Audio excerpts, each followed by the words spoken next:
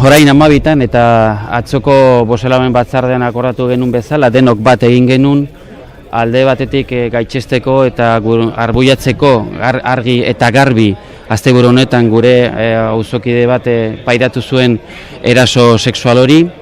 Bestaldetik gure elkartasuna eta gure beroa adierazteko emakume honi eta aldarrikatzeko nola ez oinarrizkoa den askatasuna gure herritik ibiltzeko, emakumeak lasai ibiltzeko, segurtasunaz ibiltzeko eta baita ere aldarrikatzeko emakumeen eskubidea eta askatasuna erabakitzeko norekin noiz eta nola nahi duten harreman sexualak eduki. Animatu jende guztiari gurekin bat egiteko aldarrikapen eta gaitzespen honen alde.